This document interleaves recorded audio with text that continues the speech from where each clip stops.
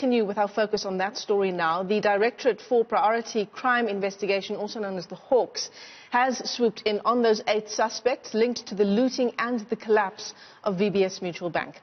National Director of Public Prosecutions, Advocate Shamila Batoy, says the VBS Mutual Bank saga is the biggest bank robbery in South Africa's history and involves billions of rand. She is determined, she says, to hold those responsible accountable. Now, these arrests come almost 2 years after the case was first brought to police by the Reserve Bank. Those suspects set to appear in court this morning. Let's continue to unpack the story now. We're joined by Hawks head Godfrey Lebeya on the line to us this morning. Mr. Lebeya, thanks very much for your time once again. So it's been 2 years since that VBS report. What tipped the scales and allowed for these arrests now to finally be made? Thank you very much, Michelle, and good morning to the listeners. As you correctly indicated, from 2018, in August, we started with the investigation. We had to put together a team of 15 investigators so that we may be able to speed up the investigation. After obtaining more than 1,200 statements, the National Prosecuting Authority was satisfied that what we have in the dockets, they will be able to take the matter to court. The investigation of this magnitude requires some acumen and the guidance of those who will be prosecuting. It is in that regard that it has passed the first test of having to obtain a pattern of racketeering certificate so that these 8 men may be prosecuted as an organized criminal group. That is one of the main offenses that we are going to be putting before the accused, the suspect, when they appear today at Palmridge Court. So, Mr. Lebeya, I suppose also another big question this morning, these 8 arrests, incredibly important. They are what Shamila Batoy has called, the kingpins in the VBS Bank heist, as it was called back then. But surely these arrests are just the tip of the iceberg. I mean, there are so many officials across municipalities around the country, including mayors, in fact, that we know for a fact received kickbacks, and they've either since resigned or they've been placed on special leave. When you investigate this type of offenses, you either decide whether you want to start at the bottom or you want to start at the top. And at the top of this are those who are managing this bank, VBS. If they were not there, all these other activities shall not have happened.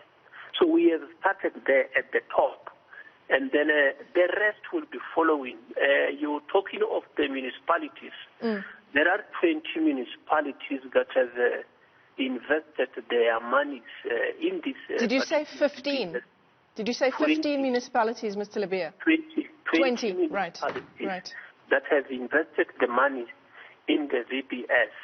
And that investigation continues. It is at an advanced stage. But you can't take those and incorporate in this one as one syndicate.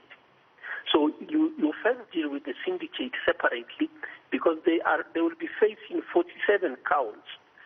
And if you were to bring one municipality in, it will be what the lawyers call misjoinder. So we are not doing that one. So the municipalities will be dealt with separately, but their investigation is at an advanced stage. Okay. Well, that's certainly very, very good news, particularly in those municipalities.